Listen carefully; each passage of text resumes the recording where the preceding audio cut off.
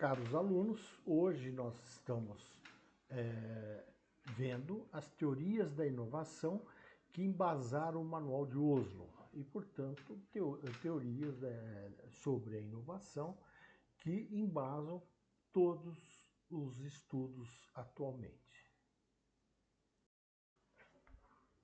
Nós vivemos a era do conhecimento. Todo mundo sabe que conhecimento propicia inovação e propicia com que as empresas tenham vantagem competitiva. Não é mais a era da indústria, né? As economias avançadas, no sentido de são as que têm maior dependência do conhecimento e da informação e altos níveis de especialização. Portanto, há uma crescente necessidade de pronto acesso a esses fatores, tanto pelo setor privado como pelo setor público. O conhecimento e a tecnologia são cada vez mais complexos, o que aumenta a importância das interações entre empresas e outras organizações como uma forma de adquirir e aumentar o seu conhecimento em questões especializadas. Uma visão baseada em conhecimento concentra-se nos processos interativos através dos quais o conhecimento é criado e trocado dentro das empresas e entre empresas e outras organizações. Portanto, a era da indústria, né, e os países mais desenvolvidos serem os mais industrializados, está ficando para o passado. De uma maneira geral, as teorias da inovação, elas discutem políticas de inovações, como mensurar, medir as inovações, as razões que levam empresas a inovar, quais são as forças que conduzem a inovação, né, as fontes de inovação, e o que atrapalha, o que obstrui um processo inovador.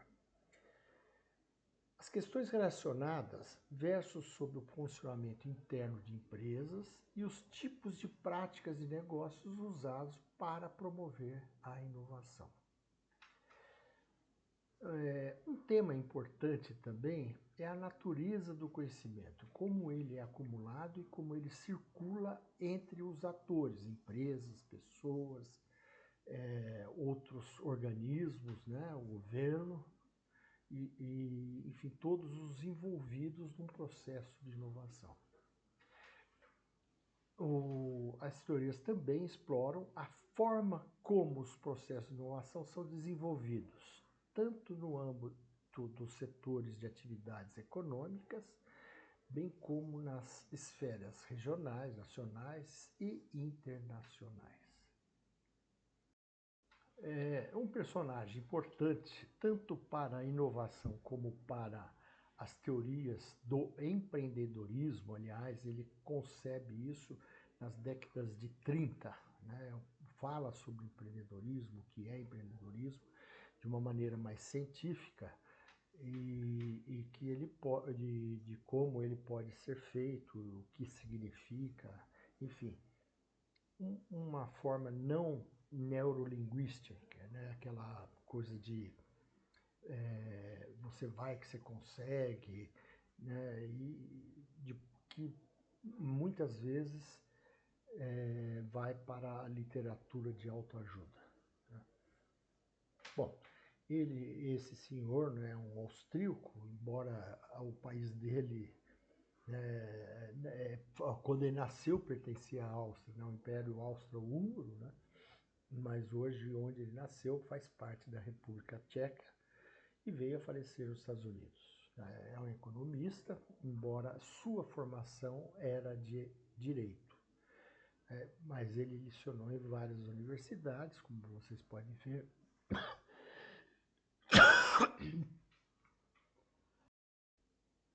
Como eu vinha falando, ele lecionou em várias universidades, vindo a terminar sua vida e carreira na Harvard Business School.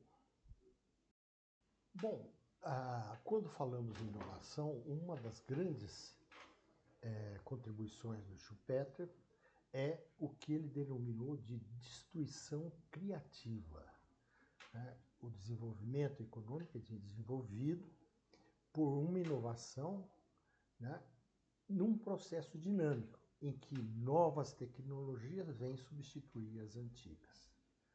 Ele também é o primeiro a criar alguns conceitos, né?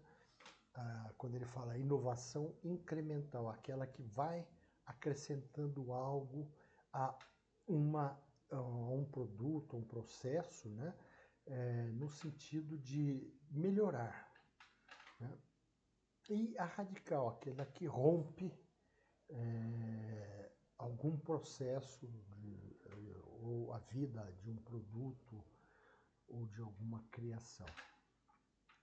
Um exemplo, e é o exemplo assim, mais falado, né, acho que desde a época de Schumpeter, é o tal do zíper, né?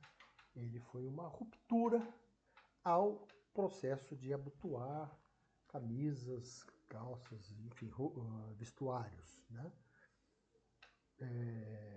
Enquanto você evoluía o botão, você estava apenas incrementando, né? A hora que você rompe, passa a usar algo diferente, né? Há uma inovação radical. Enquanto Schumpeter, né, enfatizava a inovação como experimentos de mercado e a procura por mudanças amplas e extensivas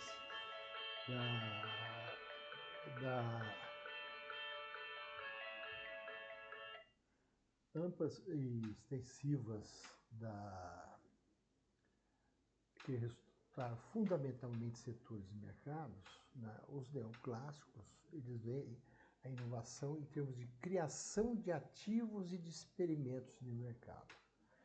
A inovação é um aspecto da estratégia de negócios ou uma parte do conjunto de decisões de investimentos para criar capacidade de desenvolvimento de produtos ou para melhorar a eficiência dos produtos, né, já existentes.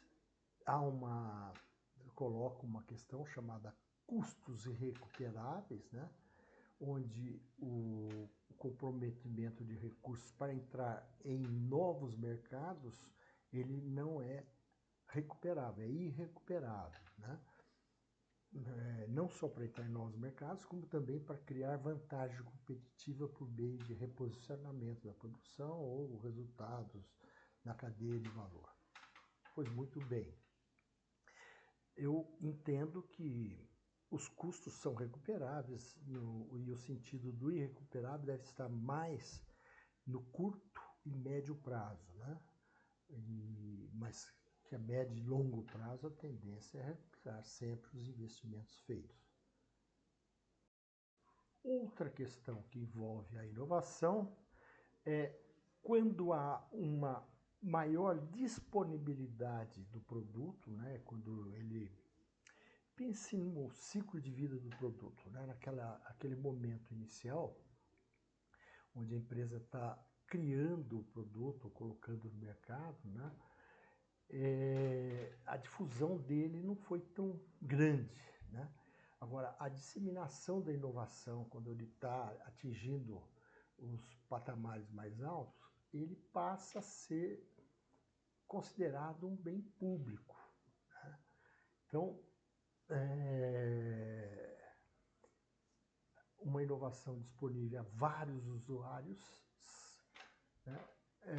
São baixos os custos se comparados ao custo do desenvolvimento, né? Então, está disseminada a inovação, não poderá mais ser vedado aos usuários seu acesso futuro, né? Uma comparação, está dizendo, né? Então, a firma começa a ter problemas de captar os benefícios gerados por esta inovação realizada, né? Isso leva a diminuir o incentivo a investir nesse tipo de atividade que já está se tornando público, né?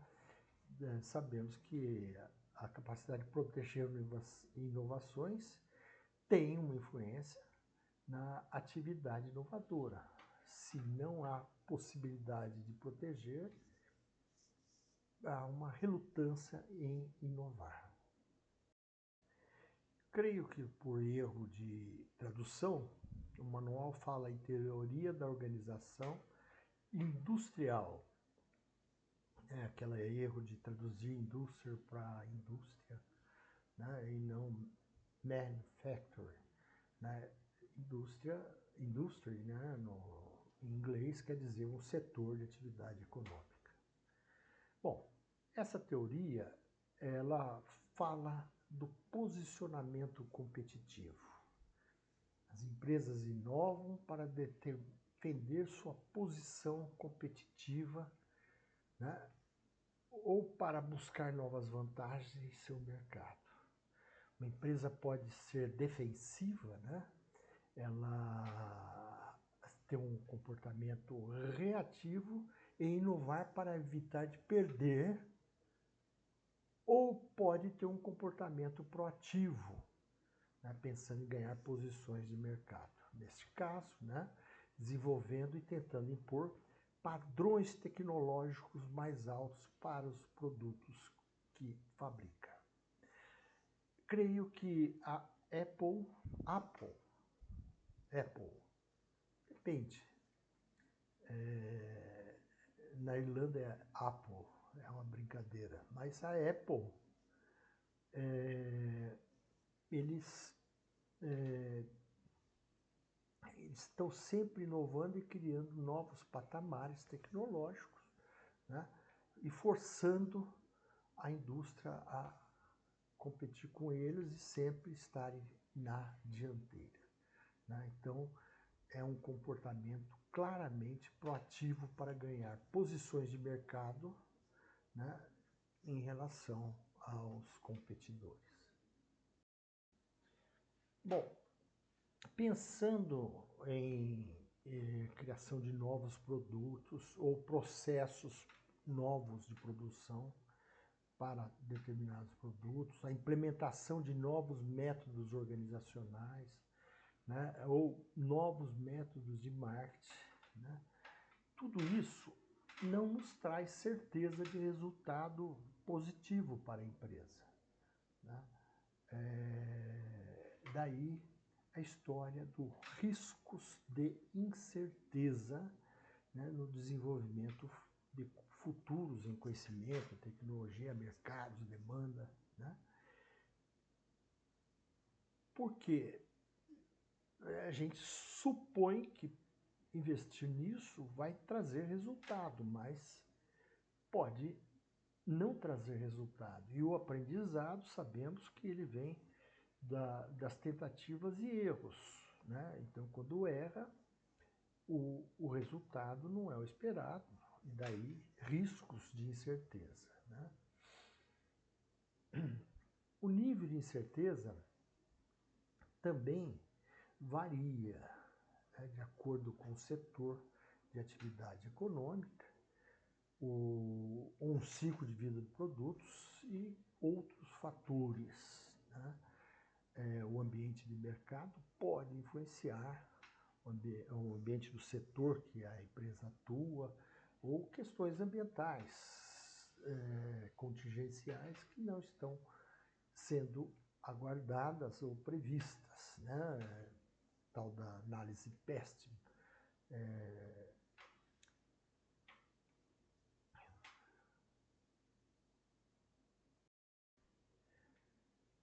Análise PEST, quando a gente fala em questões políticas, econômicas, socioculturais e tecnológicas que pode afetar, trazendo oportunidades ou ameaças, enfim, né? O risco de incerteza existe, né? E pode custar caro, né, coletar informações relevantes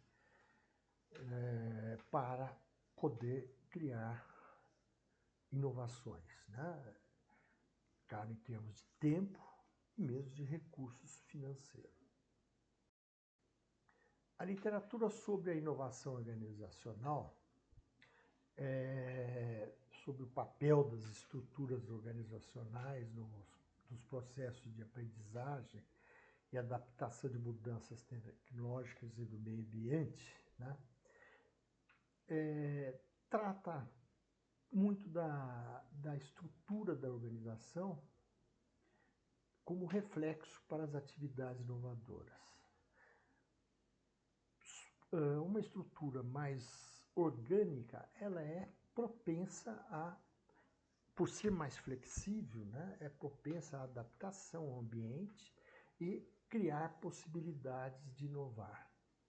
Né? Uma estrutura mais mecânica, né, ela deixa a organização menos flexível, né, e impede que esta venha a se inovar.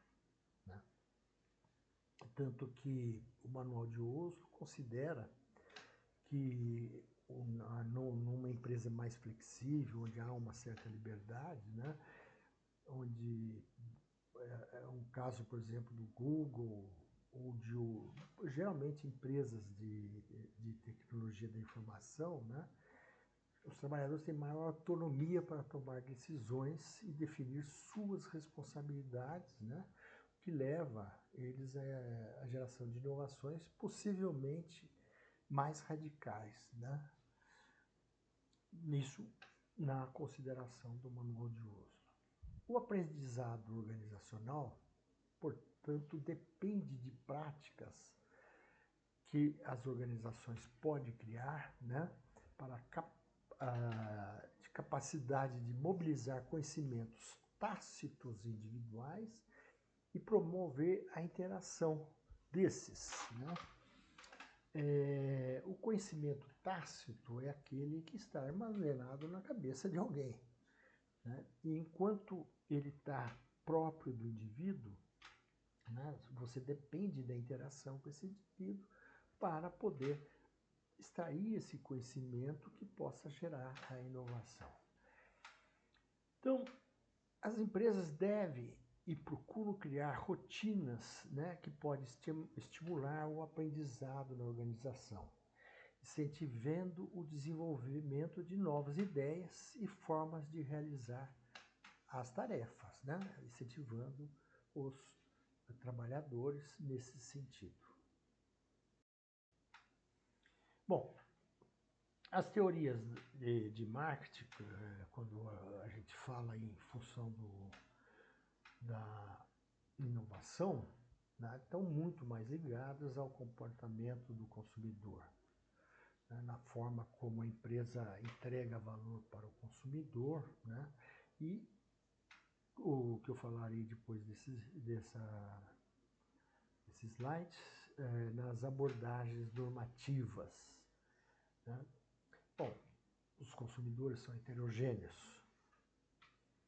Há significado, portanto, na diferenciação de produto, né? Desde que Ford criou o Ford T, né? Aquele carro popular, único, com uma cor só, tá? Né? E há uma evolução a partir daí, quando a General Motors começa a lançar modelos, cores, né? Há uma pequena diversificação até os dias que vivemos, né? Onde a diversificação passa a ser algo importante, né? Os diferenciais dos produtos, né? São interessantes para captar a demanda de segmentos de mercados, enfim, né? E isso é tão importante quanto desenvolver um novo produto. Então, a demanda pode depender não apenas das características objetivas dos produtos, mas também de sua imagem, características sociais que podem ser usadas pelas empresas para influenciar a demanda por seus produtos. E o que o Manual de Oslo chama como teorias normativas de marketing, né, são as boas práticas de marketing. Né? O maior exemplo de todos, desde que McCarthy criou o Mixed Marketing, né, ou como é conhecido, os 4 P's, produto, preço, promotion, place, né, esse mix para atingir o seu mercado-alvo. Acho que não cabe aqui no curso de inovação a gente estender sobre essa questão. Vocês tiveram semestre, eu acredito que semestre de marketing só sobre essas questões, né, que são fundamentais para o processo do marketing. Bom, se você não difundir a inovação, ela vai ficar restrita a um local, né? Então, a difusão do conhecimento da tecnologia é uma parte fundamental da inovação. Requer, com frequência, mais do que a mera adoção de conhecimento e tecnologia, né? Está centrado nos fatores que afetam as decisões das empresas sobre a adoção de novas tecnologias, no acesso das empresas a novos conhecimentos e na sua capacidade de absorver conhecimento, né? Eu creio que isso inclusive quando falamos em internacionalização de organizações, né? Isso é muito estudado, essa capacidade de produzir conhecimento e absorver conhecimento, né?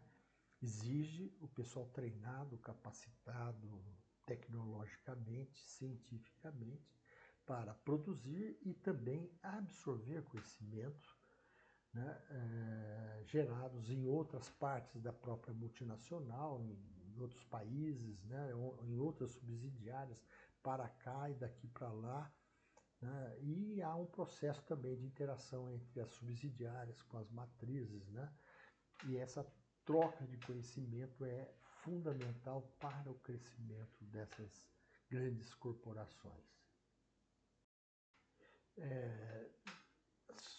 Bom, várias ciências estão preocupadas com a difusão de novas tecnologias, né? Dentro do campo da sociologia, há uma maior importância aos atributos das empresas que influenciam as decisões de adotar novos conhecimentos e tecnologias, sobre a sua complexidade e aptidão com a qual a empresa avalia a nova tecnologia, né? A economia e, por sua vez, a administração, né, focam em custos e benefícios que a nova tecnologia pode trazer, né? É estratégico, tenta ou pode permitir uma vantagem competitiva, né? O acesso ao conhecimento e à tecnologia pode depender das conexões criadas pela empresa e organizações, né? Como trabalhar o conhecimento tácito, aquele que está na cabeça das pessoas, né? E a codificação dos conhecimentos tácitos, né? Então, está na cabeça da pessoa, mas você pode, de uma certa maneira, explicitar esse conhecimento, né, em códigos, né, geralmente escritos, né, ou em forma de plantas, né, quando é algo desenhado, né, um produto, uma peça, um processo, né. Ao explicitar, esse conhecimento ele pode ser socializado na organização. A partir do momento que ele é socializado, todas as pessoas passam não só a ter o conhecimento daquilo que estava preso em uma pessoa, um grupo de pessoas, né, como passam a pensar sobre, né, e talvez evoluir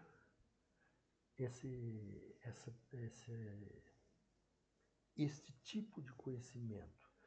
Ao evoluir, possivelmente ele volta a ser tácito num grupo de pessoas, né? E esse conhecimento tácito vai ser algo evoluído daquilo que estava preso. Então, este processo é muito importante para que a empresa aprenda, né? A transformação de conhecimentos tácitos em formas explícitas do conhecimento, né? A socialização desse conhecimento para que as pessoas crie novos conhecimentos tácitos, e essa evolução pode fazer uma espiral positiva de crescimento de conhecimento, né?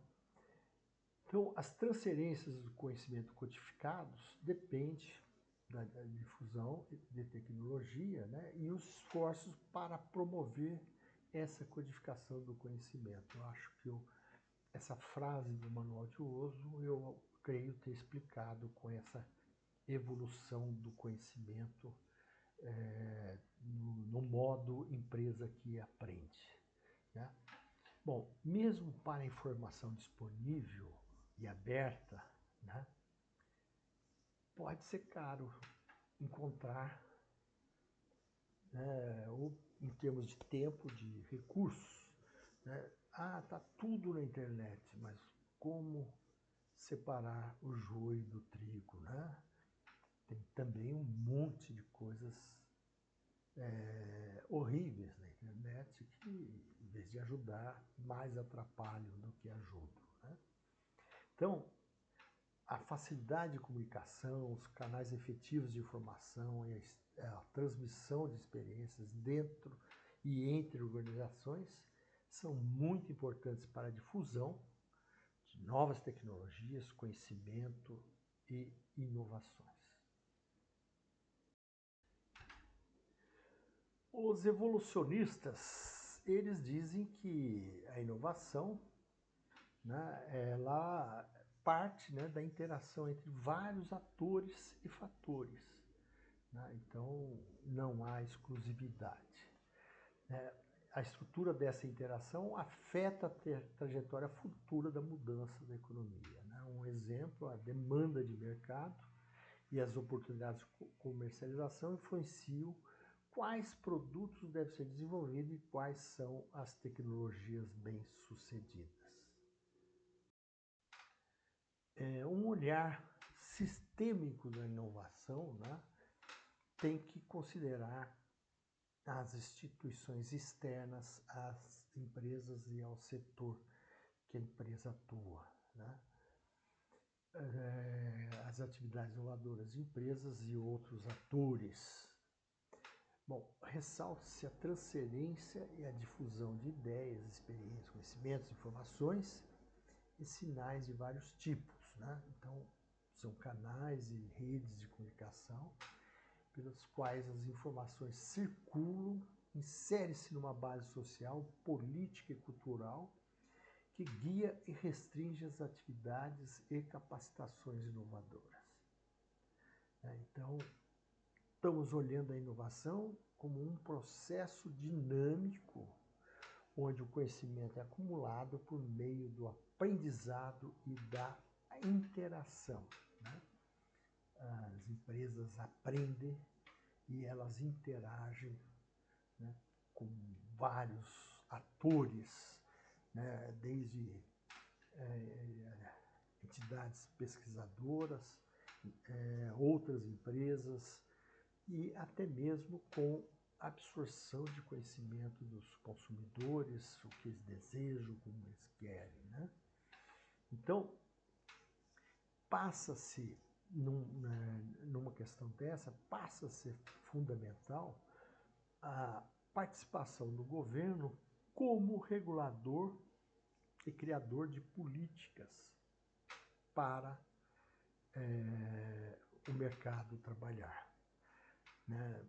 É comum a gente ouvir falar que precisa-se de uma estabilidade política e de uma estabilidade judicial, né, que isso deixa as empresas mais tranquilas e podem se programar para trabalhar os seus critérios de inovação, né?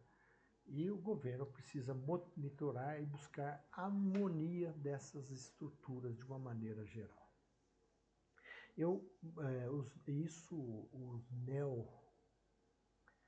Os neoliberais trabalham muito essa questão do governo como um regulador, né, e não como alguém ou um ator que deveria estar presente no processo de inovação.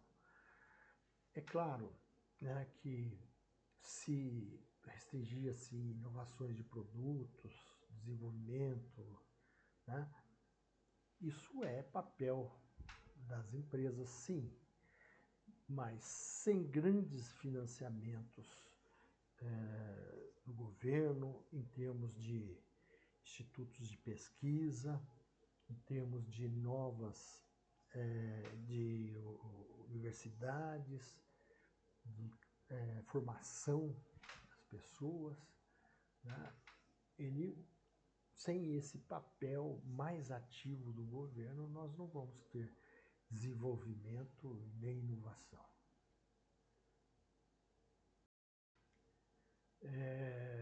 A nossa biografia básica, né, o Manual de Oslo, e as biografias das quais eu fiz a PUD do Manual de Oslo. Não vi diretamente essas obras, né?